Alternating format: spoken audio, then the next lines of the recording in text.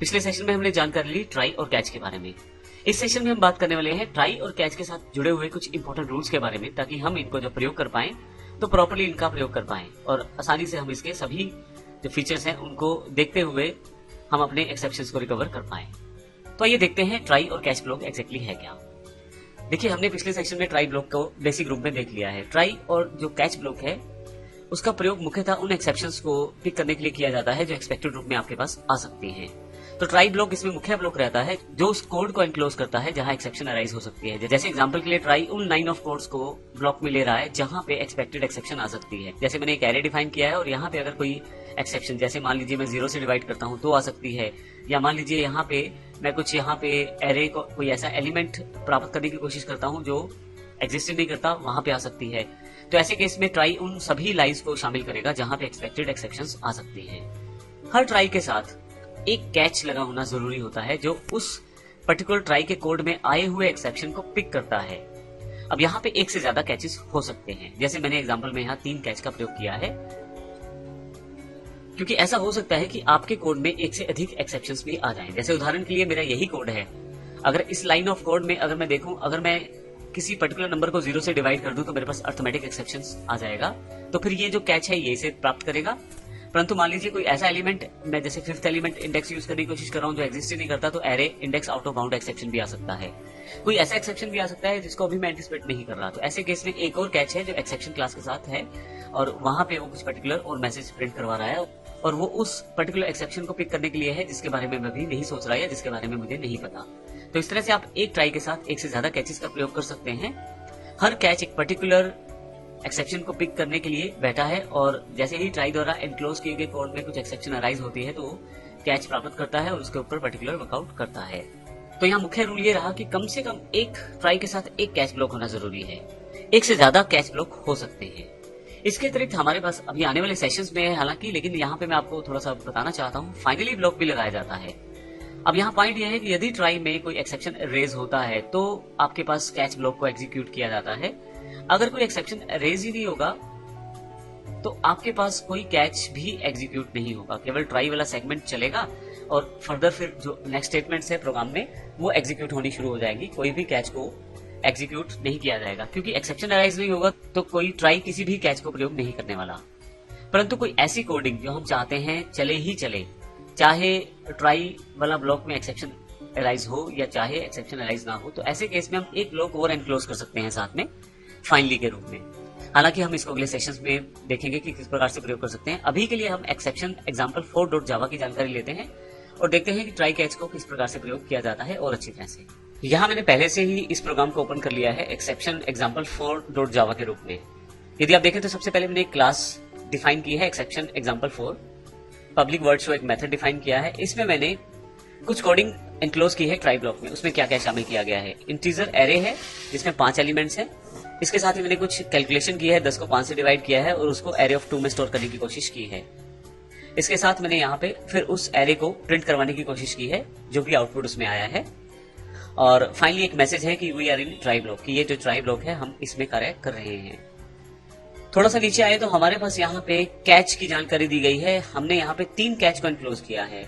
मुझे लगता है कि यहाँ पे एक्सपेक्टेड 3 तरह की एक्सेप्शंस आ सकती हैं, तो मैंने यहाँ पे उन तीनों को एनक्लोज कर दिया है। सबसे पहले अर्थमेटिक एक्सेप्शन आ सकती है, क्योंकि यहाँ पे मेरे पास कुछ कैलकुलेशंस की जा रही है। हालांकि 0 से कैलकुलेशन नहीं है, लेकिन यूजर हो सकता है कोई 0 इनपुट कर दे, तो यहाँ पे केवल उसको संभालने के लिए मैंने अर्थमेटिक एक्सेप्शन का प्रयोग किया है। लेकिन क्योंकि एरे का प्रयोग कर रहा हूं तो array index out of bound exception का प्रयोग भी यहाँ पे दूसरे कैच में मैं कर रहा हूँ। तीसरे कैच में अनएक्सपेक्टेड या अनवांटेड कोई एक्सेप्शन आ जाती है जिसके बारे में मुझे पता ही नहीं है, तो उसको कवर करने के लिए मैंने एक्सेप्शन के क्लास का ई ऑब्जेक्ट बनाया है और फिर उसके लिए एक मैसेज भी डिनोट कर दिया है। फाइनली इन सभी ट्राई और कैच ब्लॉक के बाद एक मैसेज प्रिंट करवाया गया है, now we are out of try catch blocks. ये सब कुछ मेरे पास इस कोड शो मेथड के अंतर्गत है और यहाँ पे पब्लिक स्टैटिक वर्ड मेन में जाकर मैं इस कोड को एग्जीक्यूट करने की कोशिश करता हूँ। इसके लिए अपनी क्लास का मैंने ऑब्जेक्ट बनाया है और ऑब्जेक्ट के साथ मैंने इस पर्टिकुलर शो मेथड को कॉल किया है। जब मैं इसे एग्जीक्यूट करूंगा तो आप देखेंगे यहाँ पे मैंने ऊपर की तरफ इस बार कंसोल ले लिया है वैल्यू इन एरे 2, क्योंकि आपने 10 को 5 से भाग किया है तो आंसर जो है 2 सेव हो गया है। We are in try block, हम यहाँ पे हैं अभी और इनमें से कोई भी कैच एग्जीक्यूट नहीं हुआ है क्योंकि असल में कोई भी एक्सेप्शन रेज नहीं हुई। तो ऐसे केस में कोई भी कैच एग्जीक्यूट नहीं होता। ट्राई जब कोई एक्सेप्शन पिक करता है तो उसके बेस पे ही कैच को डिनोट करता है, उस कारण से कैच जो है वो एग्जीक्यूट होता है। परंतु मान लीजिए कोई एक्सेप्शन यहाँ पे रेज ही नहीं हुआ तो फिर कैच एग्जीक्यूट नहीं होगा। तो यहाँ पे 3 कैचेज है लेकिन कोई भी इस तरह का एक्सेप्शन रेज नहीं हुआ जो इनको पिक कर पाए। उसके पश्चात एक लाइन और थी, now we are out of try blocks. तो इस तरह से आप यहाँ पे उस लाइन को भी प्रिंट करवा लिया है आपने। अब हम बात करते हैं एक्सेप्शन रेज करने पर। मान लीजिए मैं इसे 0 से डिवाइड कर देता हूँ और फाइनली एग्जीक्यूट करता हूँ, तो आप देखेंगे कि एक्सेप्शन जो रेज हुई है वो अर्थमेटिक एक्सेप्शन है। यह ट्राई और कैच ने खुद ही वर्कआउट किया है। मैंने यहाँ ट्राई में ऐसा कुछ डिनोट नहीं किया कि ऐसा एरर आए तो उस पर्टिकुलर कैच पर जाना। जब कोई एक्सेप्शन आता है तो उस पर्टिकुलर एक्सेप्शन से रिलेटेड कैच को खुद पिक कर लिया जाता है और उसके पश्चात उससे रिलेटेड जो भी मैसेज रहता है वो आपको डिस्प्ले करवा दिया जाता है, जिससे आप आसानी से ये जान पाएंगे कहाँ पे आपके पास प्रॉब्लम आया है, किस पार्ट में प्रॉब्लम आया है। और मान लीजिए यहाँ पे मैं 5 कर देता हूँ और यहाँ पे एलिमेंट भी 5 कर देता हूँ जो अभी एग्जिस्ट नहीं करता। फिर से ओके। अब एक्सेप्शन जो है array index out of bound exception है, अर्थात हम वो एलिमेंट एक्सेस करने की कोशिश कर रहे हैं जो एलिमेंट अभी अवेलेबल ही नहीं है। तो ऐसे केस में देखिए ट्राई ब्लॉक में जो एक्सेप्शन आया है उसके अकॉर्डिंग ही कैच को पिक किया गया है। फाइनली कोई ऐसा एक्सेप्शन भी आ सकता है जिसके बारे में मुझे पता नहीं, तो उस केस में जो कैच लास्ट वाला है उसे एग्जीक्यूट किया जाएगा। अब यहाँ पे यदि आप ध्यान दें तो ये वाला जो कोड है, now we are out of try catch block, ये एग्जीक्यूट हो रहा है चाहे आपके पास कोई भी यहाँ पे एक्सेप्शन आ रहा हो। तो इसका अर्थ ये है कि आपके प्रोग्राम का फ्लो टूटता ही नहीं है अगर आप ट्राई और कैच प्रयोग करें। मान लीजिए 1 मिनट के लिए मैं यहाँ ट्राई और कैच का प्रयोग ना करूं, अगर मैं इसे हटा देता हूं, यहाँ से इसे भी हटा देता हूं और इन सभी कैचेस को भी डिलीट कर देता हूं और अब इस प्रोग्राम को मैं चलाने की कोशिश करता हूं, तो आप देखेंगे एक्सेप्शन तो आ गया है लेकिन उसके बाद का जो हमारे पास कोडिंग है वो एग्जीक्यूट नहीं की गई। ये सिर्फ 1 लाइन का कोड है, हो सकता है आपके प्रोग्राम में 500 लाइन का कोड हो, तो सारा का सारा कोड वहीं पे ब्लॉक हो जाएगा और आप कोई भी काम नहीं कर पाएंगे आगे। तो ट्राई और कैच का सबसे बड़ा बेनिफिट यह है कि अगर आप इनको प्रयोग करते हैं तो आपके प्रोग्राम का फ्लो जो है वो चलता रहता है, आपका प्रोग्राम क्विट नहीं करता, एग्जिट नहीं करता। मैं फिर से कंट्रोल Z कर देता हूं, तो मैं अगर फिर से एग्जीक्यूट करूं तो आप देखिएगा यहाँ पे now we are out of try catch block, ये जो मैसेज है या इससे नीचे वाली जो स्टेटमेंट्स है वो एग्जीक्यूट होती रहेगी। जैसे एग्जांपल के लिए यहाँ मैं एक लूप डिफाइन कर लेता हूँ छोटी सी। अब मैंने यहाँ पे एक लूप डिफाइन किया है और इसे फिर से एग्जीक्यूट करता हूँ, तो आप देखेंगे कि एक्सेप्शन आने के पश्चात भी आपका प्रोग्राम जो है वो एग्जीक्यूट हो रहा है। इससे नीचे की जो भी स्टेटमेंट्स है वो एग्जीक्यूट हो रही हैं।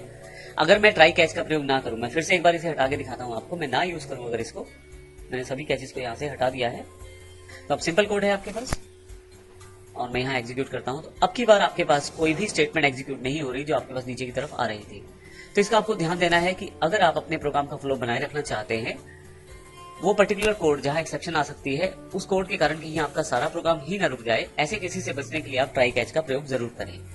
तो इस सेशन में हमने ट्राई कैच के प्रैक्टिकल एग्जांपल को देखा, तो अगले सेशन में हम फाइनली ब्लॉक की जानकारी लेंगे जो ट्राई और कैच के साथ जुड़ा हुआ एक और ब्लॉक है और देखेंगे प्रैक्टिकल रूप में उसके बारे में भी। धन्यवाद।